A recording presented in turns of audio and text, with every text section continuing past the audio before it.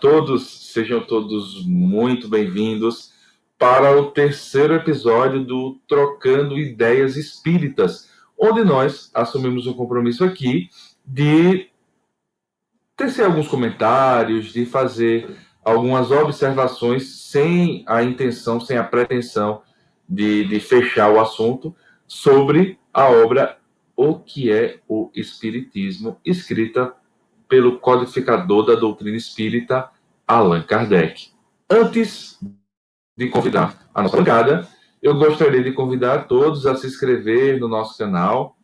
Se você está ouvindo, a gente tem uma novidade. Eu vou deixar chamar todo mundo aqui para dar a notícia. Mas se você está ouvindo, também se inscreve aí no canal, compartilha os nossos vídeos ou o nosso áudio, se você está ouvindo de áudio. E acompanha também todo o conteúdo que vem sendo feito pela Federação Espírita do Estado de Alagoas, nesse esforço concentrado em trazer a mensagem espírita para aqueles corações mais necessitados. Feito isso, eu gostaria de convidar a nossa primeira participante da bancada, Ariadne Moura. Boa tarde, Ari. Seu microfone está desligado. Boa tarde, Edu. Boa tarde, meus amigos. Alegria imensa em mais um episódio estarmos aqui reunidos, dando continuidade a esse estudo, a esse trabalho, a esse momento de troca de ideias, em verdade. E ele já esteve presente no nosso segundo episódio e volta novamente para esse terceiro episódio, o nosso Anderson Manuel. Boa tarde, Anderson. Valeu, pessoal. Olá, boa tarde. Sejam todos bem-vindos. Já vai a gente novamente com a história do boa tarde, né? E fechando aqui a nossa bancada, a nossa querida Letícia Moraes. Boa tarde, Léo. Oi, gente. Bom dia, boa tarde, boa noite, né? Depende de quem está assistindo e que horário está assistindo. É verdade. Tem uma coisa aí para vocês. Tem um podcast chamado Café Brasil, que eu gosto muito de ouvir, que o bordão dele inicial é o Luciano Pires. Bom dia, boa tarde, boa noite. Então, é isso aí. Né? Então, deixa eu contar uma novidade para vocês, antes da gente começar, né, o nosso trabalho em si. Que agora, agora não, né? Que a gente tá no comecinho, acho que a gente tá gravando o terceiro episódio, mas a aula mesmo já foi o primeiro, né? Mas a gente agora também tá no Spotify, né? Com o áudio desse programa, com o áudio do Trocando Ideias Espíritas. E quem não quero ouvir, eu não quero passar o tempão lá assistindo ou vendo vídeo no YouTube, eu prefiro ouvir o áudio, eu boto fone de ouvido e tal, vai poder ouvir o áudio do programa. É só acessar lá, procura lá no Spotify, Trocando Ideias Espíritas, que vão estar lá todos os episódios à medida que eles forem sendo publicados, também aqui no YouTube. Então, se inscreva no nosso canal no YouTube ou se inscreva lá no Spotify também, no Trocando Ideias Espíritas. E aí, povo, tudo bem? Todo mundo tranquilinho, todo mundo em paz, sossegado, em casa? Sim. Tranquilinho não. Então, vamos iniciar nossa atividade, né? Vamos dar continuidade, lembrando que para quem quiser acompanhar, você que só quer ver o vídeo, tranquilo, assiste o vídeo. Mas se você quiser realmente acompanhar a sequência, a gente está fazendo uma leitura e alguns comentários sequenciados do que é o Espiritismo, né? Hoje a gente vai dar continuidade de onde a gente parou no episódio anterior, né? No episódio 02. Então, se você tiver alguma dúvida, se você quiser acompanhar, volta lá no episódio 02 ou no episódio 01 e acompanha sequenciado. Se não, acompanhe com a gente vai batendo papo, trocando ideia e comentando um pouco acerca do tema que Kardec tem para nós nessa tarde. Não é isso? Então, já temos aqui o nosso candidato a Allan Kardec. Quem é que vai fazer a voz do Allan Kardec nessa tarde? Sou eu, Anderson. É o Anderson. Eu tô vendo AK aqui no livro, né? Então pode ser que seja você. É o do hábito mais pertinho, ele. É o do hábito mais pertinho. Boa tarde. Eu mesmo que não Tem AK aqui, né? De repente, né? E quem é que vai ser o crítico dessa tarde? Desse Letícia episódio? Moraes. Eu vou ler. Letícia Moraes, Eu né? mesma. Você Apesar é de a eu não voz ser do uma crítico. pessoa crítica, pouco. Não. Tá? Leva Pouco. pra casa. Mas vamos lá. Então vamos lá, vamos começar. Vou projetar, viu? Vou projetar. Bora lá. Aí uma coisa interessante, gente. No último episódio, o áudio não ficou muito legal. A gente tem se esforçado, né? É importante que a gente diga isso também, né? Até para que a gente não se leve tanto a sério assim, a gente tem conversado sobre isso. A gente está gravando esse programa da nossa casa, né? Então é natural que um equipamento ou outro dê problema, é natural que o cachorro lata. A minha mãe, ela não tem muito noção, pode ser que ela abra essa porta que está aqui atrás. Tudo pode acontecer, né? Tudo pode acontecer. Mas vamos embora, vamos lá. Vou projetar aqui. Tá bom. Tá todo mundo enxergando aí? Sim. Sim. Então vamos embora. Ok.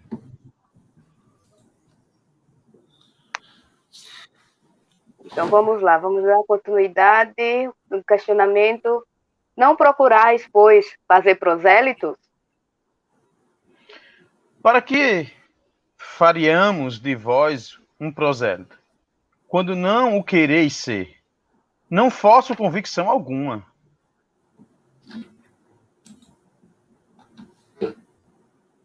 Quando encontro pessoas que sinceramente desejam instruir-se e me dão a honra de pedir-me esclarecimentos, respondo-lhes no limite dos meus conhecimentos, o que para mim é um prazer e um dever. Quanto, porém, aos antagonistas, que, como vós, têm convicções arraigadas, não dou um passo para delas afastá-los, já que é grande o número dos que se mostram bem dispostos, para que possamos perder o nosso tempo com aqueles que não estão. Vamos dar uma pausazinha aqui, tá? E vamos comentar. Anderson, você que está aí fazendo hoje a voz de Kardec, por favor. Assim, essa parte, continuando na linha do que a gente já vinha conversando no episódio anterior, na pergunta anterior, ele diz, olha, se você me convencer, né, é um grande trunfo para vocês que são espíritas, né, para a sua causa. Só que agora, ele vai e pergunta, Kardec disse, olha, a gente não tem interesse nisso, né? E o próprio diz, vocês me fazem prosélito? Prosélito seria catequizar, né? Tentar convencer, vocês não gostam dessa proliferação? São as pessoas que são atraídas, né, a serem adeptas daquela... Se converter àquela mesma religião. Se converter, exato. Isso, tem isso. Foi as duas coisas. Aquele que foi atraído e se converteu. Né? A uma doutrina. Exato. Você não tem esse interesse? Aí o próprio diz, olha, não. Porque você já tem a sua opinião formada. Agora, todo aquele que se aproximar com interesse de instrução, estou aqui para ajudar. Que é a função primordial da casa espírita, né? A gente não tem a obrigação de estar incomodando espaço alheio, né? Invadindo o espaço, seja físico ou de convicções do próximo. Mas todos aqueles que baterem na porta da casa espírita, nós temos que acolher. Se ele estiver aberto à instrução, nós vamos instruir, né? Então, para quem está na casa espírita, é um importante direcionamento, né? Nesse primeiro momento. Não dou um passo para deles afastados. Vocês aí que estão com as suas convicções formadas, eu não dou um passo para tentar tirar vocês de aí. Agora, Exato. a partir do momento que vier aqui, a gente abre os braços, né? É verdade. A partir do momento que procure, né? Você sabe que quando se fala em prosélito, né? Porque, assim, é uma das coisas que eu sempre ouvi, né? O espiritismo não quer converter ninguém, não busca fazer prosélito, né? Há um entendimento, há uma sensação de que a doutrina espírita, quando a gente está pronto para ela, a gente vai entrar na porta. E eu me vejo muito, sabe? Porque antes de realmente decidir, ó, eu vou entrar na casa espírita, eu me lembro que eu recebi livro emprestado, livro espírita emprestado, aqueles romances, né? Que não são muito doutrinários, diga-se de passagem, mas são portas de entrada para a doutrina espírita. Eu me lembro que eu ganhei uma vez um livro, alguém chegou e me deu um desses livros. De outra vez, alguém chegou e pegou e me emprestou o livro dos Espíritos. Na verdade, é o pai de uma ex-namorada. Tinha lá o livro dos Espíritos. Eu trouxe para casa, comecei, li uma página e parei e não entrei, né? Conversei com alguns colegas, amava. Eu já disse aqui em alguns episódios anteriores, eu amava e ainda amo, gosto muito de filmes de terror.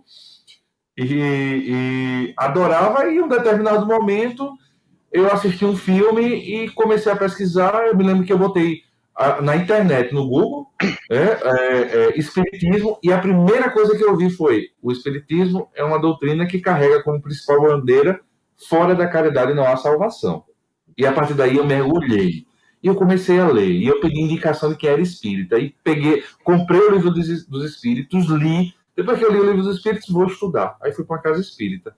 Então, assim, a doutrina sempre bateu na porta, sabe? Desde aquelas campanhas do Quilo, que entregava aquelas mensagenzinhas do Chico, né? Mas eu não estava pronto, eu não estava preparado. Então, eu vejo muito disso, sabe?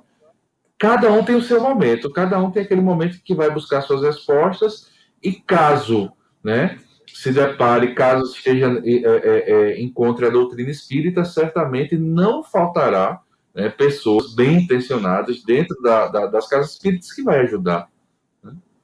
Né? E ele bem frisa, complementando ou mesmo corroborando o que você falou, ele diz: estou certo de que diante dos fatos, a convicção há de vir mais cedo ou mais tarde, porque não é algo forçoso.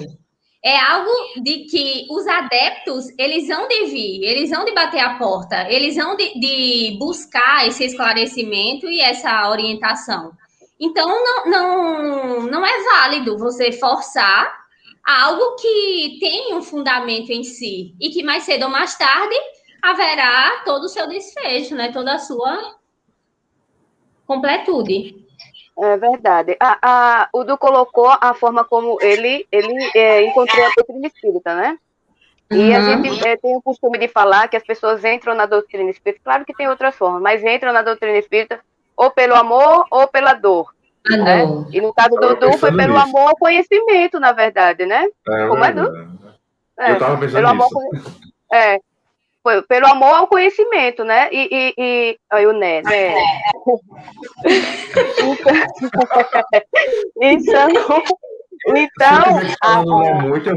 Se eu estiver falando não é muito, eu vou continuar falando não é muito. Já estou logo avisando. Eu também acho difícil mudar de uma hora para outra, mas tudo bem. Né? E agora eu perdi o fio do pensamento. Peraí, deixa eu ver. lembrei. Você disse que pelo amor, pela dor. Pelo amor, pela dor, né? E no caso do Du, e até dessa forma aqui, como o crítico se coloca, que o crítico é maravilhoso, né, gente? Ele é uma pessoa crítica que está assim, ao mesmo tempo que ele está se colocando para lhe ouvir, ele está se preparando para negar tudo que você está dizendo, para rebater tudo que você está dizendo. E no caso dele, Kardec, assim, ele é fantástico porque ele coloca, olha, se você, como vocês colocaram, é só uma repetição, mas se você quiser, a gente pode trazer um esclarecimento para você. E mesmo assim, vai depender de você, querer ou não. Mas já é uma coisa boa.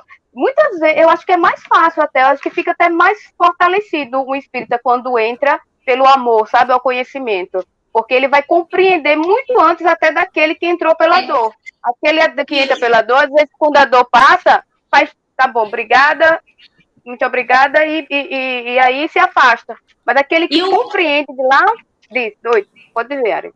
E o conhecimento, por si só, ele desperta a consciência.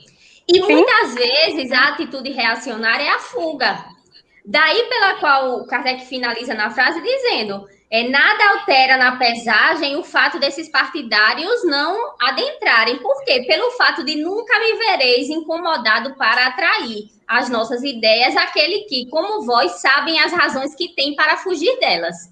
Porque muitas vezes a atitude é propriamente de fuga, diante de um conhecimento que é esclarecedor. Verdade. O Eduardo falando, eu me lembrei quando eu comecei, né? Com 17 anos, doidinho para ver espírito. Aí vou eu na... Não, era mais curiosidade. Eu fui lá na FEAL, né? Aí na época, na federação, né? Espírito de Alagoas. Eu lembro. Aí cheguei lá, eu e uma amiga, né? Aí a palestra começou, papapá, eu digo, quero saber a hora do espírito. Eu disse, eu quero saber a hora do espírito. Aí a minha colega disse, cala a boca, presta atenção. Aí eu, beleza. Aí quando acabou, disse, rapaz, não tem nada aqui, velho, esse negócio. Aí disse, tem um passe, de como esse negócio de passe, de ser escuro e tal, né? Apaga a luz, aí eu digo, oxe, aí eu quero ver. Lá não tem manifestação, não tem nada, pô. Mas tem não. Aí eu fui, tomei um passe, disse, e aí? E aí nada, aí passou uma semana aquela vontade de ir, né? Aí eu comecei a frequentar a federação, depois eu fui para uma outra casa espírita, o Herculano Pires, e de fato, quando a gente é novo, a gente tem eu, nos meus 17, 18 anos, eu tinha uma convicção, assim, uma vontade de convencer as pessoas, né? Aí uma mãe de um amigo meu chegou para mim e disse, antes, minha mãe foi para esse negócio de espiritismo, ela disse que não acolheu ela, velho, eu não quero saber disso não, velho. Eu senti um dever moral de convencer a mãe dele, disse, não, velho, tem que convencer essa mulher não pode pegar assim, dizer que o espiritismo tá errada. Eu novo, né? Não tinha nem lido direito o processo. Eu era aquele espírito de ter uma frequência de ser assíduo nas palestras, né? Aí o tempo foi, aí foi ver a leitura, veio o evangelho. Aí o tempo veio mostrando isso, né? Véio? Cada um tem um caminho. E para além de tudo isso, existe a eternidade, né? E as sucessivas reencarnações. Cada um tem seu tempo. No meu, eu fiquei inquieto com aquela mulher. Ela não pode dizer que o espiritismo não convenceu. Como é que não convenceu? Como não? Não, tem que encontrar um meio de convencer e tal. E isso é assim, aquele afã, né, de levar, às vezes até não tem a maldade, a malícia, né? É porque tem um desejo de levar uma coisa boa para todo mundo. Apesar de que a gente tem que ter cuidado, porque eu digo isso por experiência familiar, que muitas vezes a gente, assim, vamos dizer, força tanto o outro, vamos, bora, vamos para casa, vamos para isso, vamos se engajar em trabalhos. E uma coisa que com o passar do tempo eu percebi, que essas pessoas, não é que eu seja melhor que ninguém, mas é como vocês dizem, passou, tá de boa. Já eu não, eu tenho uma fome de espiritismo. Não, eu tenho que ir, eu tenho que trabalhar, eu tenho que... E depois eu percebi isso que o Kardec pontuou aqui, né? Que cada pessoa tem uma convicção de seu tempo. Eu tenho dentro de mim. E às vezes, por eu ter forçado tanto, talvez não tenha sido construído todo esse apego, carinho, zelo, necessidade. Eu tenho necessidade do trabalho, da lida espírita, né? Para me educar, né? E às vezes cada um tem seu tempo. E além do tempo, né? Cada ser é uma individualidade. Sim. Vai expor, vai externar, né, as suas próprias inquietudes e, diante delas, vai escolher ou não buscá-las por meio desse remédio que todos nós sabemos que é a doutrina espírita, né? Em todas as suas abordagens, é um medicamento para almas, né? Ela nos conforta. Ou outros remédios, né, Ari, também, ou outros remédios que cada um vai de acordo com a necessidade de cada um. Mas, assim, a gente estava com... É engraçado que... Não, porque o Anderson citou o exemplo da família, mas às vezes a necessidade ela é nossa de estar ali sendo esse canal, e não propriamente aqueles que estão ao nosso redor, que não têm o mesmo despertar, ou que não têm a mesma necessidade, mas isso não significa dizer que a gente não esteja ajudando de alguma forma, ou até, quem sabe, despertando naquele indivíduo a curiosidade de também ir no tempo dele. Perfeito. É engraçado que aqui em casa, eu sou mais assíduo na doutrina, a minha esposa ela é mais levando, né? Cada um tem seu tempo, eu também deixo, né? E na família dela há um protestantismo muito forte, né? Aí um dia a gente falando, abriu o evangelho, tinha lá o Consolador Prometido, né? Aí beleza, a gente leu, dando comentário, veio a parte engraçada, chegou assim nisso. Ô, Anderson, eu digo, oi. Foi no evangelho no lar, foi, Anderson? Foi. Aí já imaginou se o arrebatamento, essa vinda, esse julgamento for verdade? Olhei assim pra cara dela. Olhei pra cara dela. E já imaginou se tudo isso que a minha tia falou for verdade, Anderson? Olha assim pra ela, eu disse, meu Deus, eu vou dizer o que agora? Dá sabedoria, né? Então, assim, pra gente perceber como as pessoas, às vezes, ainda tem essas ligações. E até nós mesmos temos. Tem algumas pessoas que diziam que eu parecia um pastor, né? Sei lá o que eu fui em outras vidas, né? E a gente traz esses traços, a gente tá meio lá, meio cá, mas sempre aprendendo. Essa é a meta, né? Aprender, né? Não, e é normal. Uma coisa que eu percebo e é normal, né? E assim, é importante a gente falar da importância das religiões na vida das pessoas, seja ela qual for.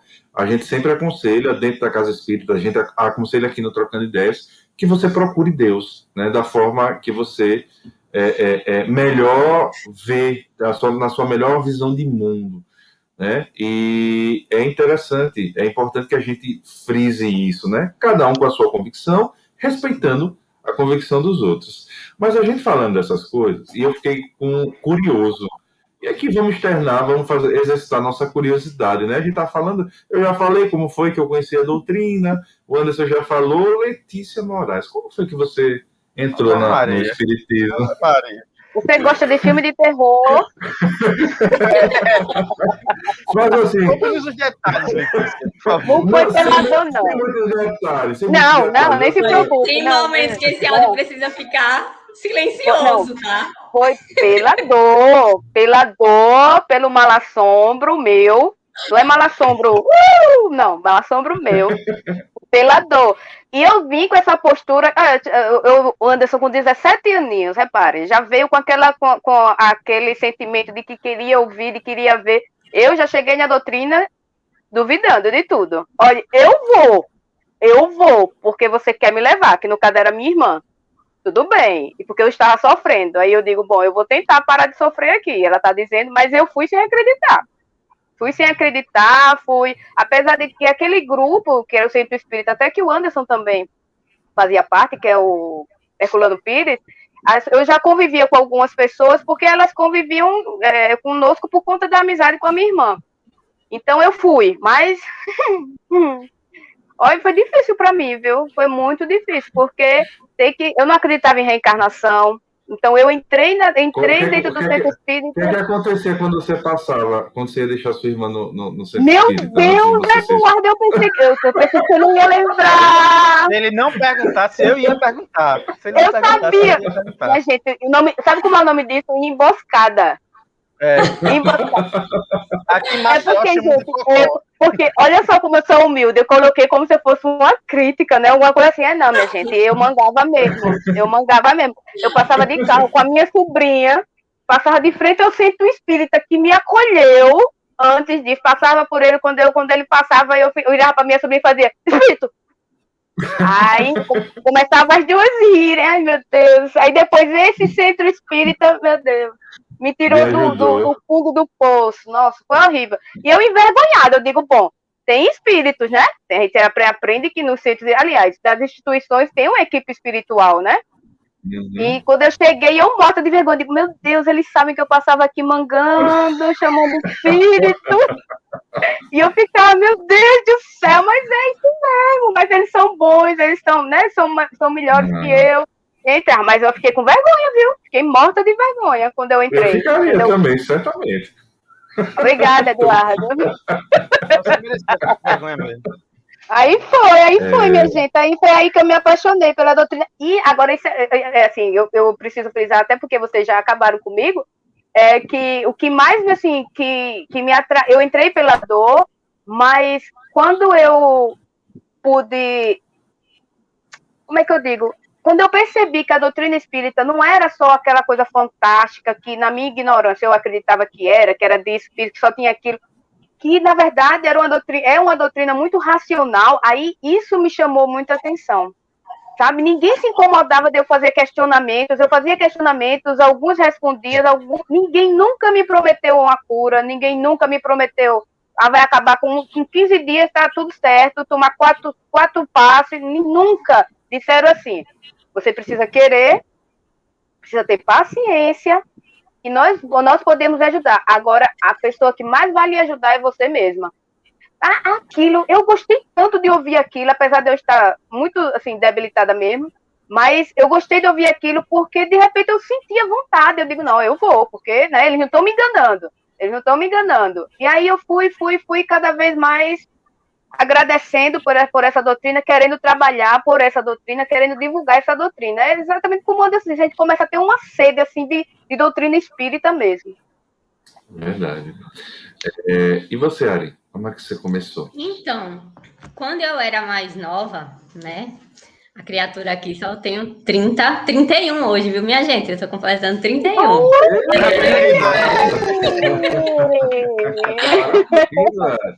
Parabéns! Que Deus multiplique a sua eternidade. Assim seja. Aí já assim seja com as mãozinhas aqui, ó, da prática. Porque quando eu era mais nova, quando criança, eu frequentava muito a igreja católica, né? Então, fui batizada, catequizada, crismada, e eu tinha uma avó, a minha avó paterna, ela me cedeu toda essa bagagem. Quando eu estava lá pelos seus 10, 11, 12 anos de idade, começou a acontecer uma série de fatores comigo. Eu tinha desmaios de forma recorrente, começava a ouvir algumas vozes, ou quando eu chegava em determinados ambientes, eu começava a sentir frio, calor, umas coisas estranhas, chorava, um choro que ninguém explicava. Uma outra fase, eu fiquei meio que isolada, não reconhecia nem os que conviviam comigo na minha família. Enfim, por uma série de fatores. Aí tem uma tia minha, por parte de mãe, inclusive desencarnou, tem 1 ano. Ela me levou até uma casa espírita. E lá, porque assim, o meu pai e os meus pais, eles não eram espíritas, nem hoje em dia eles também não são, mas assim, faziam o evangelho no lar, ouviam palestra, né? Tinha pessoas, familiares e espaços que frequentavam a doutrina espírita, mas não para me dar esse alicerce. Então, essa tia, que era mais frequente, ela viu a necessidade de me levar e nessa oportunidade eu fui através de um atendimento fraterno e uma série de situações ocorreram até que eu cheguei até a federação, a FEAL, e mergulhei nos estudos, as portas foram se abrindo ao trabalho e eu pude, no decorrer desse percurso, ajustar, né, realinhar, entender um pouco mais acerca de tudo que vinha acontecendo comigo, dando um contorno de maior serenidade, né, de um certo equilíbrio, mas o começo não foi pelo amor, não. Foi pela cobrança mesmo, né? Foi. Pelo apeito. É interessante. Então, essa é a nossa doutrina, né? A gente, ninguém tenta, eu tenho certeza que quando a Letícia passava de cá, ninguém tentava convencer ela. Eu tenho certeza absoluta. Só pensava assim, ó, tá guardado, quando chegar o momento você vai entender, né? Minha irmã já tinha desistido mesmo. E assim, eu me lembro que, e a gente, quando a gente entende essa posição, né? Quando a gente entende isso, essa postura de Kardec, a gente passa a agir dessa mesma forma, né? Eu me lembro que uma vez eu estava trabalhando com uma amiga, um cara muito, muito grosso, mas não de mal educado, sabe? Era o jeito dele mesmo, né? Sabe? Aí ele chegou e sentou e eu calado, lendo, e ele chegou, sentou do meu lado, olhou pro lado e disse: que é isso aí, o livro espírita, Tu acredita nisso, Não acredito não nessas coisas. E virou a cara. E eu olhei para ele e disse: que legal, ótimo, e continuei lendo. Aí ele voltou de novo e disse: uma vez eu fui numa casa espírita. E aí eu virei para ele e disse: poxa, que legal, que bom. E continuei lendo. Na verdade, ele estava querendo algumas informações. E aí, no transcorrer da conversa, ele puxou e ele começou a perguntar.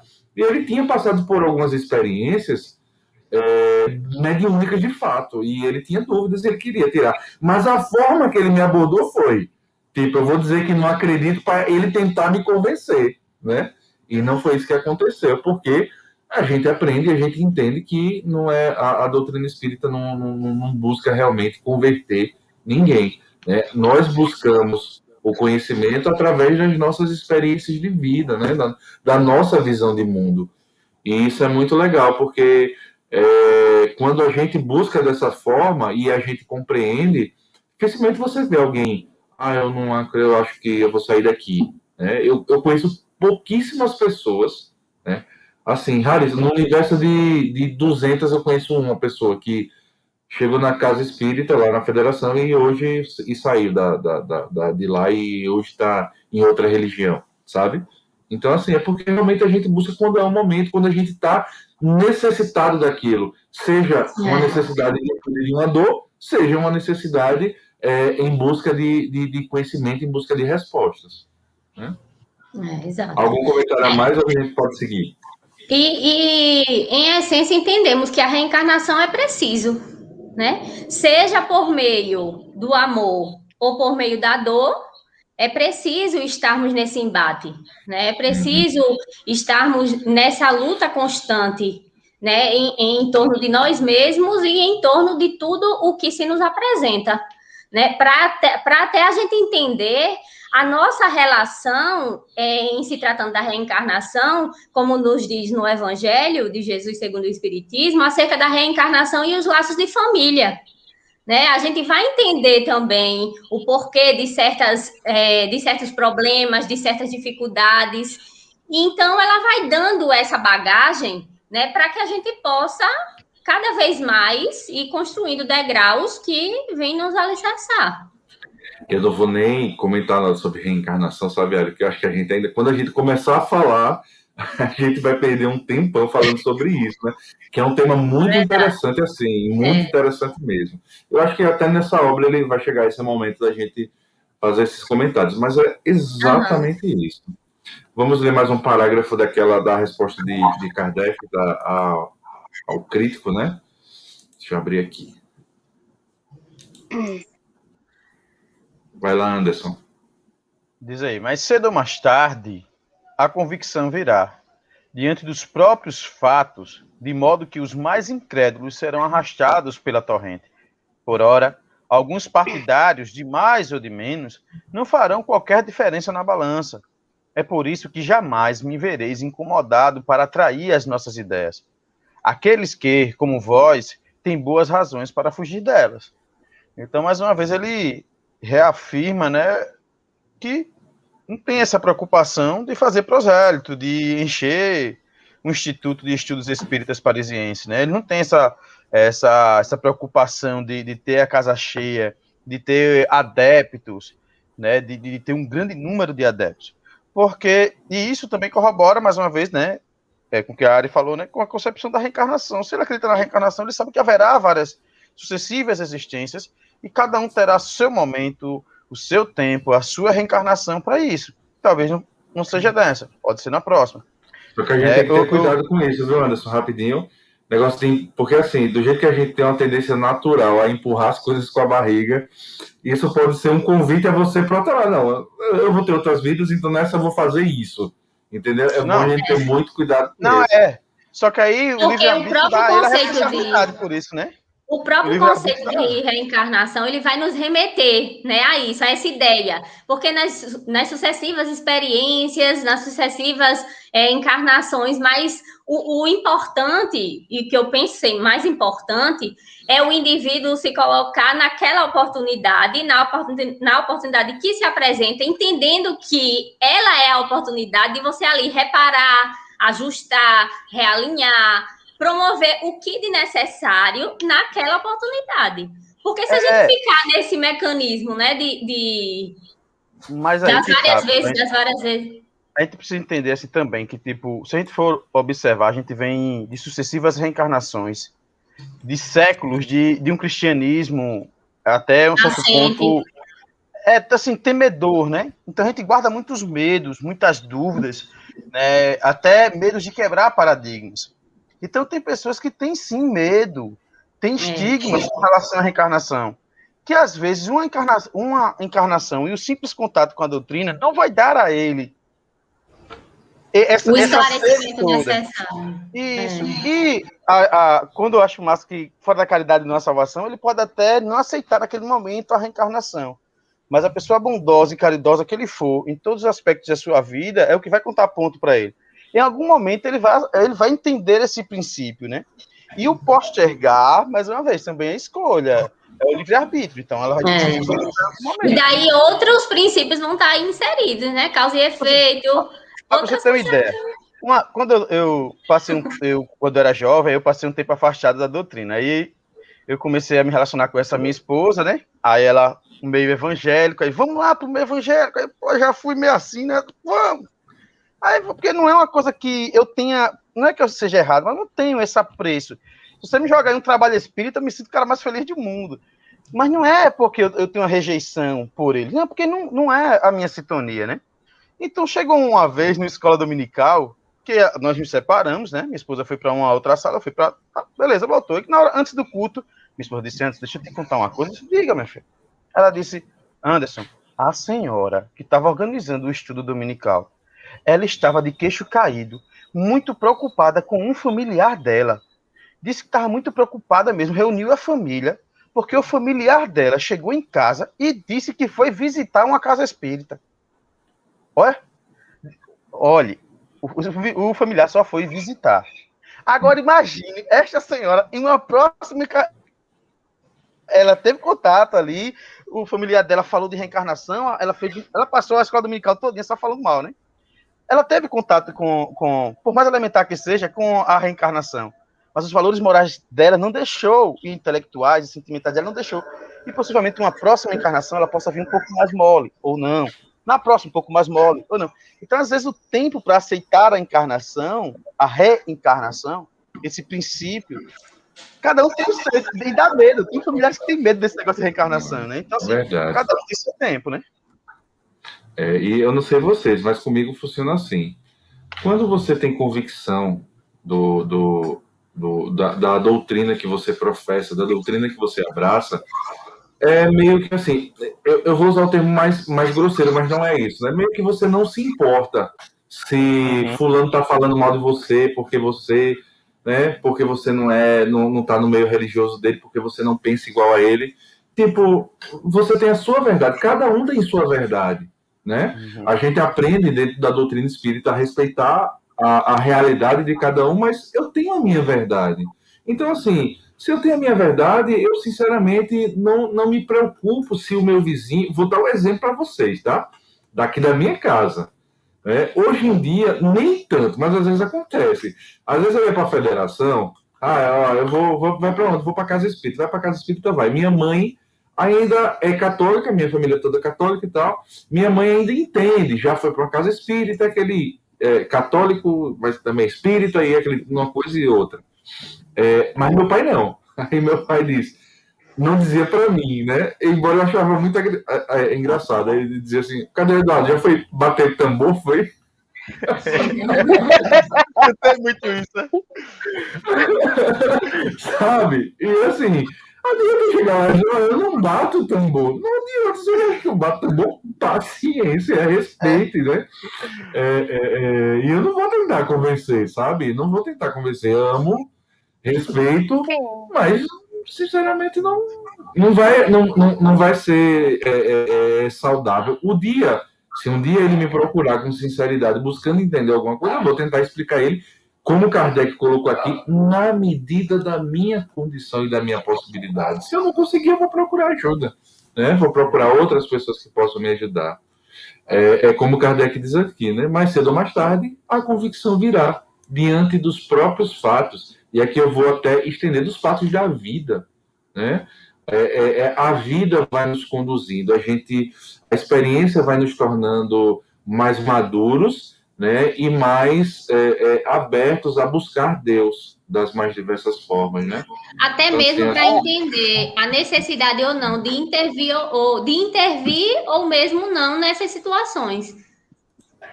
Eu acredito também que a melhor forma de nós convencermos, se eu posso usar essa palavra, tá? Eu vou usar porque a gente está trabalhando na questão do convencimento. A melhor forma da gente convencer alguém sobre a doutrina espírita são com nossos atos. A gente não precisa nem falar, mas quando as pessoas notam o nosso esforço para a transformação moral, aí quando vai perguntar, menino, fulano tá muito melhor, o outro tá muito melhor, o que foi que mudou na vida? Rapaz, ela agora é espírita. Aí faz, então pode ser por isso. Então ele pode até não entender no que a gente está passando, nem o que a gente está fazendo, nem o esforço, mas as pessoas vão começar a entender que o espírita, ele se esforça. Ele, assim como todo só o espírita, né? Todo mundo se esforça. Todo cristão deve se esforçar. Aliás, todo mundo. Mas a transformação moral, eu acredito que é a maior divulgação da doutrina espírita.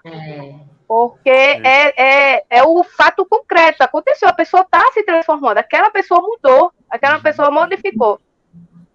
E é interessante também, se a gente for, às vezes eu fico aqui no bairro observando, né? Nas periferias aqui, há uma proliferação muito grande de igrejas evangélicas. E às vezes a gente conhece, o bom do bairro de periferia é que o pessoal mora há muito tempo, né? A gente vai conhecendo as pessoas. E às vezes, como a gente vê que alguns entram na criminalidade, outros tinham vidas desregradas, e o quão nas igrejas evangélicas eles conseguiram encontrar um discurso que de alguma forma o acolhia. Tá entendendo? Então, eu fico até conversando com minha esposa um dia desse, eu disse, rapaz, imagina se a gente chegasse para eles e falasse de reencarnação. Ou eles iriam repulsar a gente, ou eles iriam mangar da gente, ou eles dizer, que loucura é essa? Então, cada um tem seu tempo, né? E, de repente, eles precisam desse espaço evangélico, dessa linguagem evangélica, para que eles possam se reeducar moralmente. Tinha um aqui que eu até não gostava quando o rapaz fazia isso. Quando ele passava, chamava ele de seu Dedé. E ele chegou para o rapaz e eu estava do lado e disse, não me chame de seu Dedé. Meu nome é tal, eu esqueci o nome dele. Beleza, passou. Quando o cara saiu de perto, aí o rapaz que estava com brincadeira disse, sabe por que ele não quer que chame ele de seu Dedé? Eu disse, por quê? Disse, porque ele era pai de santo, e esse era o apelido dele. Eu disse, vai meter a tua conta, véio, se ele era pai de santo ou não era. E ele passou uns momentos muito difíceis na vida dele, muito difíceis mesmo. E, de alguma forma, ele encontrou acolhimento dentro daquele espaço.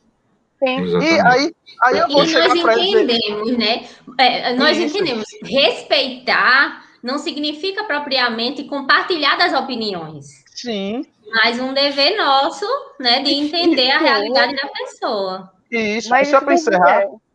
Desculpa, Letícia. Não, pode falar. Só para encerrar, quantos eu vi na criminalidade, certo? Serem acolhidos por esse discurso evangélico, que muitas vezes as pessoas criticam, e eles só conseguiram mudar, só conseguiram se realinhar por causa disso. Alguns dizem, eles são chatos demais, só vivem falando de Deus, não sei do passado dele. Teve esse mesmo rapaz que gosta de falar da vida do povo, disse, isso aí era isso, era aquilo. Eu disse, velho, já parou para pensar o quão ele está se esforçando para não ser isso, velho. Tudo isso que ele fez, finalidade. Então, esse discurso acolheu ele, graças a Deus, velho. Deixa ele seguir o caminho dele. De repente, é ali que ele vai construir uma família melhor estruturada. Moralmente que eu falo, né? Melhor estruturada. E ele não volta a fazer isso. E eu conheço várias pessoas que não voltaram. Graças a Deus, eles precisaram daquele discurso. Quando é que eles vão entender que eles reencarnam? Eu não sei. O tempo é que vai mostrar que tem eternidade para isso, né? Mas eles serão avaliados pela moral dele, né? Vamos seguir. Léo, você ia falar, desculpa. Não, mas aí, não precisa não se preocupe. Foi falado Beleza. Já. Então vamos seguir para mais um questionamento. Haveria, entretanto... Posso ler? Vai lá. Haveria, entretanto, mais interesse em convencer-me do que o supondes. Permitis que me explique com franqueza e prometeis-me não vos ofender com as minhas palavras. São as minhas ideias sobre a coisa em si e não sobre a pessoa a quem me dirijo. Posso respeitar a pessoa sem partilhar de suas opiniões. Você pergunta que eu tenho? Não. É isso. O Espiritismo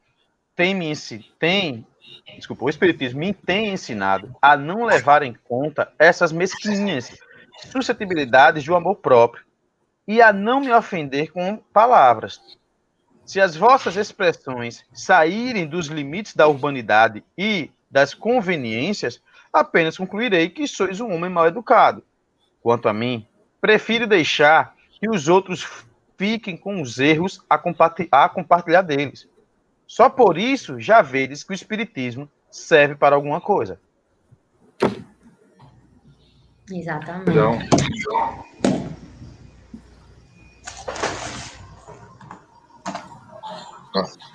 achei interessante, para início, a pergunta do visitante, né? Que Kardec coloca ele como um visitante. Achei muito interessante, né? Quando ele diz que queria explicar, porque aí, no meu entender, aí já há uma espécie de quebra, né?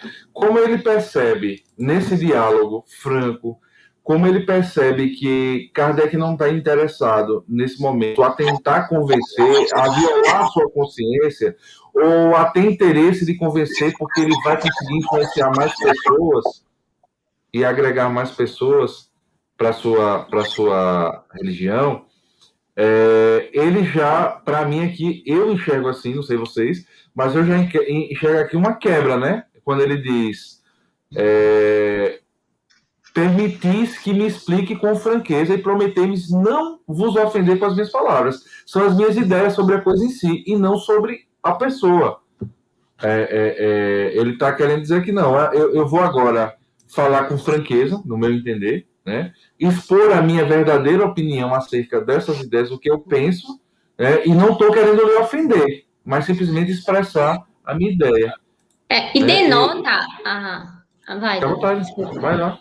Não, e denota aí uma expressividade do entendimento do homem médio, né? Do homem médio. Quando ele fala de urbanidade e conveniência, ele está querendo dizer, em outras palavras, que os critérios de educação, né, os critérios de princípios que cada indivíduo vem a abarcar, ele tem mais valor do que ele está ali perdendo tempo tentando, de alguma forma, justificar ou demonstrar fatos que propriamente já são, né, esclarecedores. Então, é muito interessante esse aspecto aqui que ele diz, né? Apenas concluirei que sois um homem mal educado, em ainda tentando, né, criar essas situações. Exatamente. Vamos ler mais outro texto dessa resposta de Kardec? Pode ser? Pode.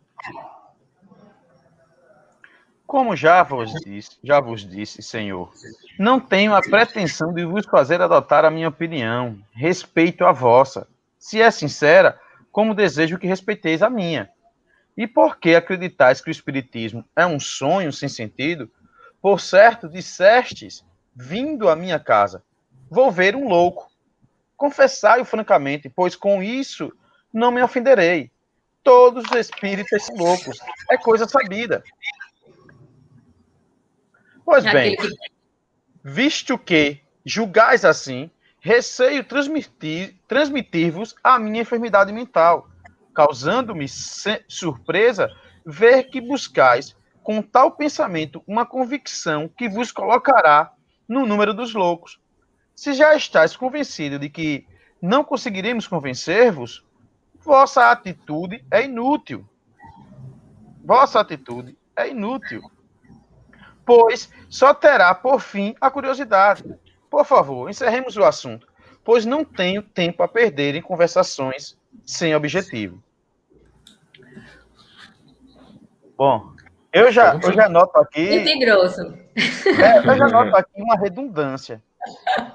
Porque se você pegar da segunda pergunta à terceira e à quarta, a segunda pergunta diz assim, né? Só rapidamente. Se, entretanto, conseguis convencer-me, visto que sou conhecido como antagonista das vossas ideias, isto será um milagre eminente, favorável à causa que defendeis.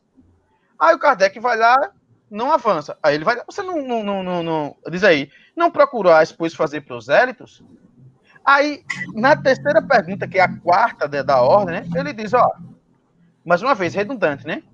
Diz, olha, vou dizer com franquezas, né? Prometeis não vos ofender com as minhas palavras.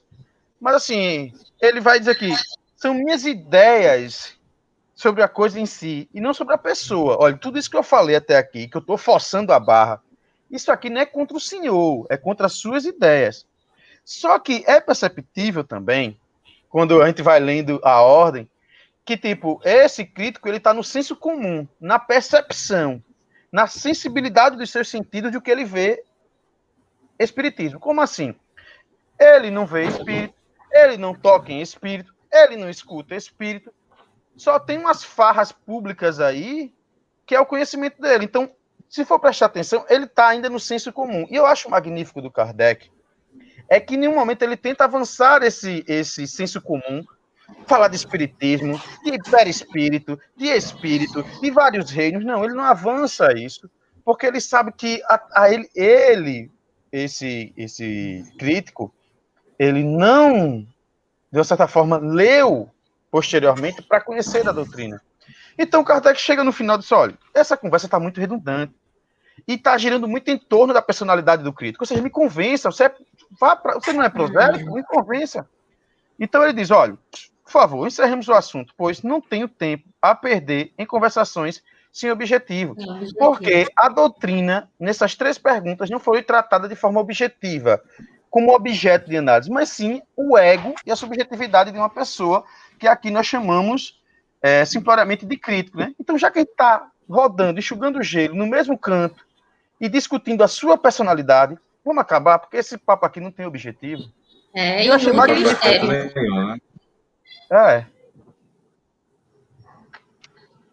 Kardec não gostava de bater boca, isso é o fato. Embora às vezes a gente gosta, né? Nem de bater boca e nem de procrastinar.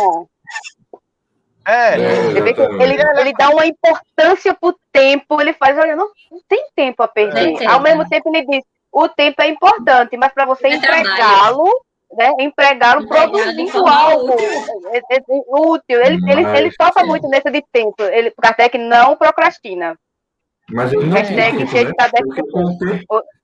Quando ele conheceu a doutrina espírita até o momento em que ele desencarna, é um pouquíssimo tempo para a quantidade de coisa que ele produziu. Se não fosse isso, ele teria feito a metade.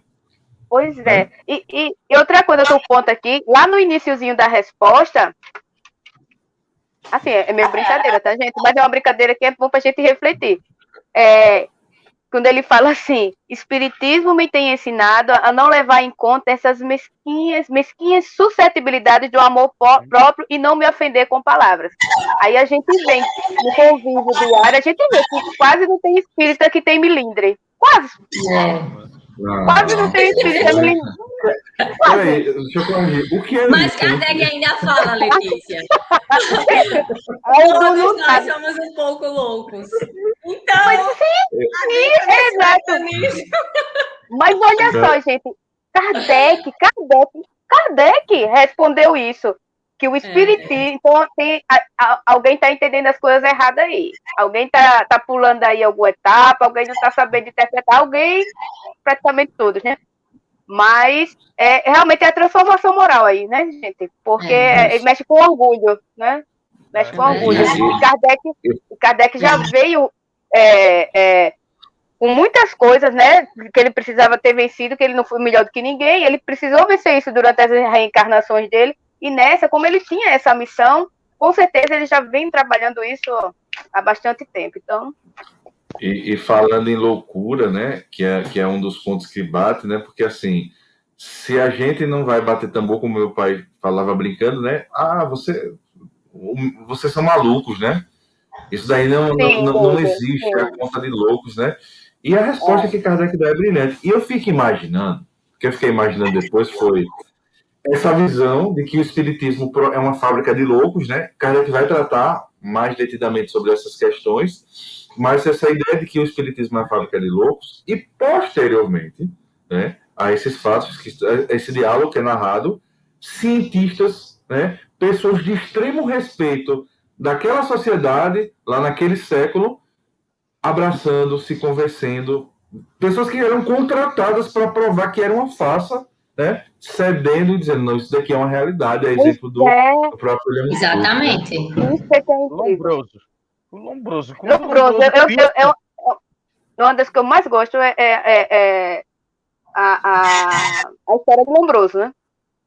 Também. E até hoje, assim, até hoje, Criminoso nato. pelo menos, apesar da gente ter assim, uns problemazinhos, né? Cada um seu problemazinho assim, eu ainda não acredito que a insanidade ainda não bateu a nossa porta, pelo menos não totalmente, né?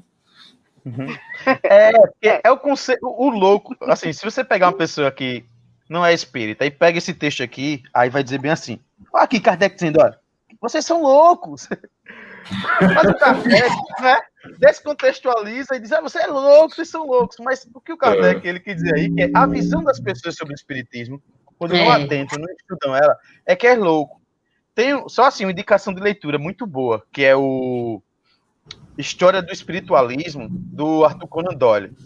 O trecho que ele vai descrever, eu acho magnífico. A pesquisa do William Crook, eu acho magnífico, porque o William Crook, primeiro que ele bota os métodos dele e diz, vai ser segundo esses métodos aqui.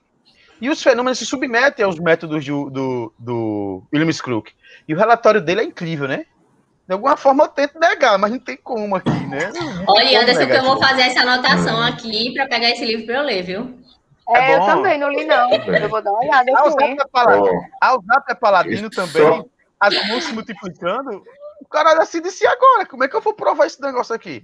Sim. Aí, tipo, na falta de um argumento, joga na moral dela.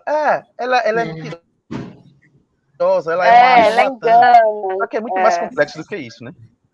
E só para a gente encerrar, porque a gente já está quase batendo no nosso tempo, ao contrário do que se afirmava, e afirma ainda de certo modo, não com tanta frequência, porque a gente vê aí associações médico-espíritas, né? A gente vê a ciência analisando a questão mediúnica e essa questão da espiritualidade, né? Dos médios que se comunicam com espíritos para falar uma linguagem mais comum. Ao contrário do que se fala dessa loucura, o que a gente tem visto, o que a gente viu no transcorrer de mais de 160 anos de doutrina espírita, e o que a gente continua vendo ao contrário, o espiritismo resgatando pessoas que estão à porta dos manicômios. Manicômio também, né, das casas de loucos, por assim dizer, de maneira mais... Não me veio outra expressão no momento. Associada, né? Sendo uma das terapêuticas associadas. Quantos minutos, Eduardo? Vou contar uma história engraçada aqui. 3 minutos para encerrar. É engraçado que quando eu comecei na doutrina, um cara muito novo, né? Aí tudo afoito. Aí eu me cerquei de pessoas muito intelectualizadas, pessoas que liam muito, né? E isso foi uma das coisas gente. Vocês estão todos contando várias histórias. Eu não tenho essas histórias para contar. Repara só. Aí chegaram para mim. Não vai conseguir agora, tá? E não vai conseguir agora, porque tá todo mundo em quarentena. Todo mundo trancado em casa. Aí, nossa. E aqui no movimento espírita alagoano, lá na década de 90, por aí, uma pessoa, uma das fundadoras da casa, ela viajava e trazia apostilas de fora para poder o pessoal ler, porque não tinha uma circulação de informação tão fácil quanto hoje, né? Bom, e essa pessoa, na época, lia Antônio Carlos Pastorino, né? E ia para ciclos de debates com os evangélicos, né? E o pessoal me contava, aquilo vibrava no meu coração. Eu disse, caraca, era mesmo, velho. Era, pô. Oxe, ela doido pra ir também. Oxe, doido pra ir também. Aí disse, ela chegou e disse, vai ler a tradução do Antônio Carlos Pastorino, tal. Nasce da água, água é reencarnação. Oxe, os pastores tudo calados, sem ter argumento pra ela. Eu disse, era mesmo, velho. Foi mesmo, disse foi. Ela ainda faz isso, não tá doente, já tá bem velhinha antes. E eu achava magnífico esses confrontos públicos, né? Aí, mais tarde, eu fui ler Herculano Pires e vi que há até uma má interpretação dele, né? Porque os espaços públicos que ele participa eram espaços de diálogo, né? Encontro ecumênico, cada um fazia a sua oração. Ninguém ficava no embate público, né? O espiritismo tá certo, a verdade e tal. E o amadurecimento e a leitura da doutrina vem mostrar isso, né? Que a gente tá conversando aqui, né? Cada um tem seu espaço, mas que eu adorava o combate e o espiritismo ganhou. Parecia mais torcida de time, né? E o amadurecimento vai dizer, não, bicho, não é assim, filho de Deus. É tudo com a consciência, né? Eu já tive a oportunidade de participar de alguns desses encontros ecumênicos, né? E, assim, sempre é uma experiência muito legal, sabe? Graças a Deus, assim, a gente consegue, quando a gente vai tratar sobre a parte moral do Cristo, a gente fala a mesma língua e é sempre muito bonito, sabe? Eu sempre guardo muitas recordações boas desses momentos dos encontros ecumênicos. Mas, gente, estamos no nosso limite. Precisamos nos despedir, para que a gente não passe aqui 2 horas de programa, para que a gente vá no nosso limitezinho. Então, tchauzinho a todos. Tchau. Pertinho do Tchau, nome. meninas. Tchau, Anderson. Olha, nem chega. Tchau, pessoal. Tchau. Tchauzinho, gente. Tchauzinho.